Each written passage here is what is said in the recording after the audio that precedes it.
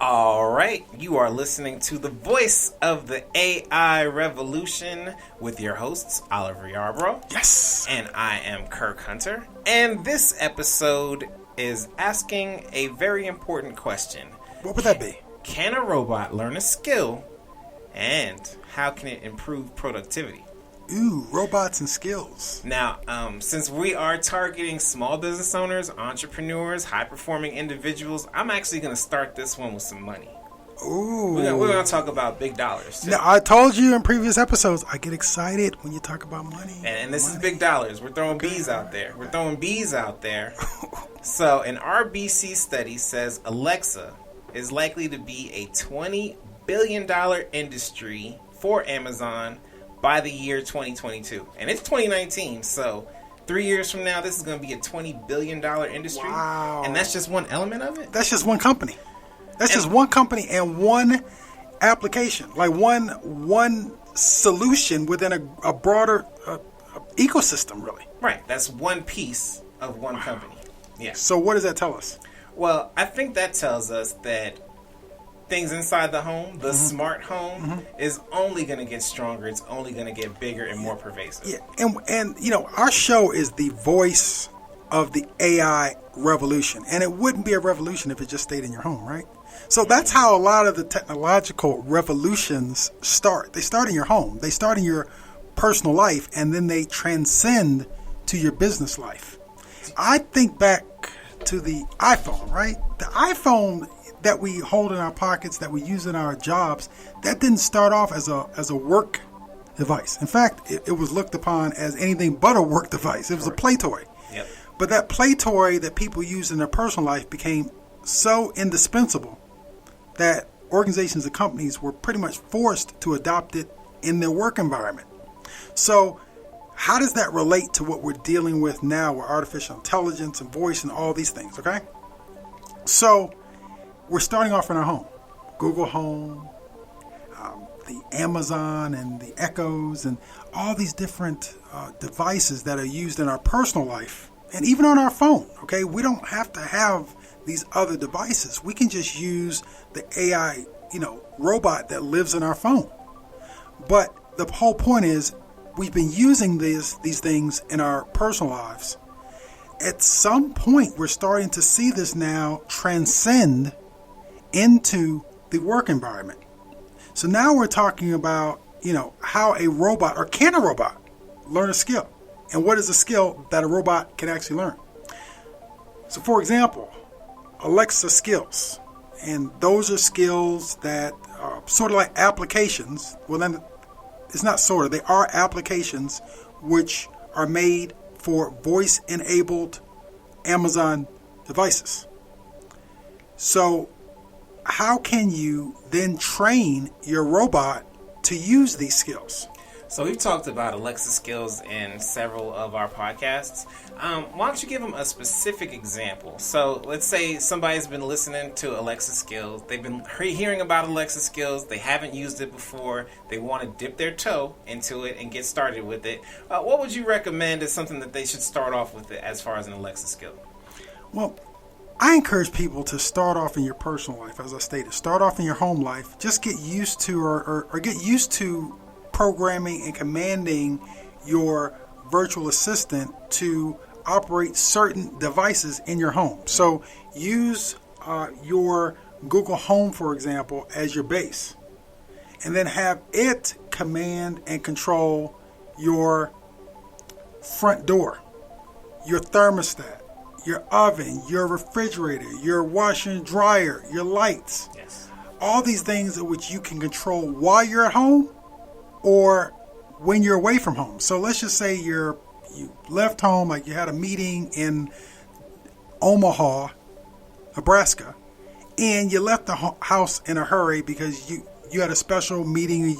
You had to attend running late. Warren Buffett's stockholder meeting up there. Warren Buffett's always got people running late. Yeah, exactly. And Procrastinator. imagine you're at the airport and you're like, oh, did I turn off my smart stove? Did I turn it off? Because, you wouldn't want to come home after a week and your oven's still on. What if you could command it via voice, not even type it in, Well, via you're voice? probably not going home if you've left your oven on for a week. I don't know that I It would might be not going be home, there. especially if it's a gas oven, right? But either way, we've all had that feeling of having left something on, or we didn't do something in which we hoped like we could have. What if we could, call back into our Alexa app via skill and, have it check on our oven, check to make sure our lights are off, check to do this or do that, or even program it to turn on or off at a certain time. That would be a simple way, right, to start off. Absolutely. And to kind of piggyback off of that, so we've all had the situation where, your spouse or somebody else has asked you to change the thermostat, turn it up, turn it down, and you're doing something, either you're relaxing or you're doing something else, I don't feel like it. Now you can literally just pull out your phone, kind of take care of it from there, and that's one of the things you can train yourself. But I've got one that's even better. Got one that's even better. Now this is next level. So once you figure out how to do things remotely, if you go out of town and let's say you left your kids in the house. Oh, wow. I know somebody. They've got their Amazon Echoes all throughout the house. No names will be said. They will start to play like Halloween type sound effects, like creaky noises, so that the kids feel like they're in like a haunted house. Like, oh, where are these noises coming from? Type of thing. Like throw them off of their game and have a little fun with that as well. So I don't know, Kirk. That's on the verge of child abuse right there. Freaking your kids out. Hey, some of these children. I'm not saying they deserve it, but I'm not saying that they deserve it either. Hey, I have no part of this, okay? Okay, so translating this into the business world, okay? So what might you do in a business setting? Well, again, when we talk about the Alexa skills, it's basically using voice-enabled devices to then control or work with other devices or other software programs. So tying it into maybe, for example, either a skill exists or we can have a skill made for us, just like we have any other app done, where if we're in sales, again, going back to, like, we love talking about sales, right, Kirk? I mean, absolutely. Because, again, until something's sold, nothing gets done. Correct. So if we could create some type of application that ties into our CRM, that we could, on our phone, for example, voice in a command to pull up certain information that's either on command or it's automated, that it pulls it up for us based on our patterns and our behaviors. So again, the example I love is we're going to a new prospect. We're driving in our car. I love to use the example of I'm a pharmaceutical rep, sales rep, and I'm going to a doctor's office to pitch him or her our new pharmaceutical drug, whatever that might be. And, I have a lot of appointments. I have a lot going on. Maybe I get things shuffled up in my paperwork, and I call on my Alexa app, the skill, to then connect me to my CRM, pull this doctor's information, like what school they went to, what's their favorite colors, any intelligence I have or maybe a previous rep had, so that I'm fully aware of what I need to know. So when I open that door and walk in, I already know what the front desk person's name is. I know what they like. I know what they don't like. I know the keywords. I'm set. Do you think, or are you starting to see how something like that might be beneficial? Or, in a simple terms, I'm a sales rep, it's a rough and brutal world out here. What if I need to put on my fight song? Right before I go in, I get my little Rocky song, or I get myself pumped up, and so when I walk in that door, I'm like, I'm ready, let me at them. Yes. Everybody has to get right with some music every once in a while, for sure. Yes, absolutely. Huh? And another thing about being able to pull things up via your voice, especially when it comes to CRM and data, think about how much time you spend manually looking through your CRM for a specific piece of data, or different tabs, or just being naturally human. We always get sidetracked by something. So we mean to look for one thing, but when we open up the software, we see something else, and then we go down an entirely different rabbit hole. And I mean, that happens in our personal lives too. We mean to send a text, then we open up our phone and we see an email or a missed call or something like that, and then we never get to send the text. So it also prevents you by being very deliberate and very strategic about the information that you get. It prevents you from going down your own rabbit holes and losing productivity on other things that derail you from what your original objective was.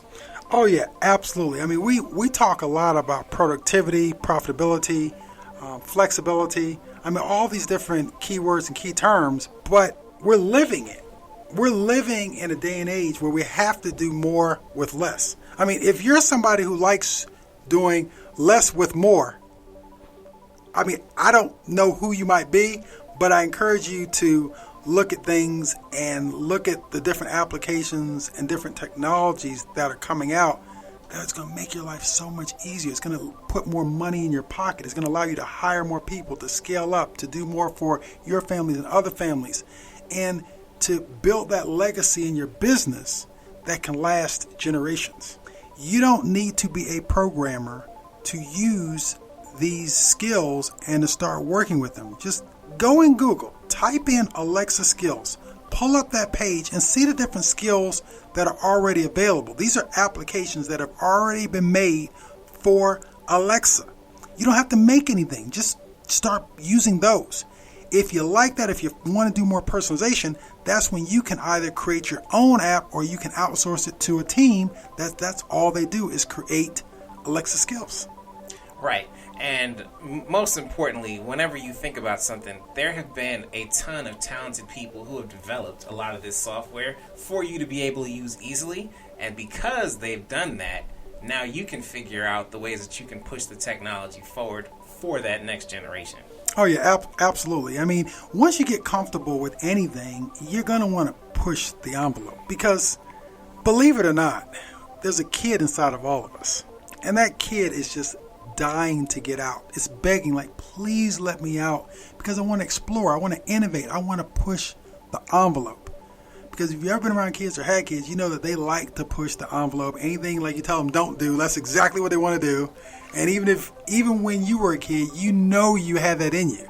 And if you didn't, well, sorry, you missed out on a lot of things in childhood. And that's why it's perfectly okay to prank your kids with Alexa when they're in the house by themselves with scary noises. I will not be held accountable if your kids freak out and run out of the house, you know.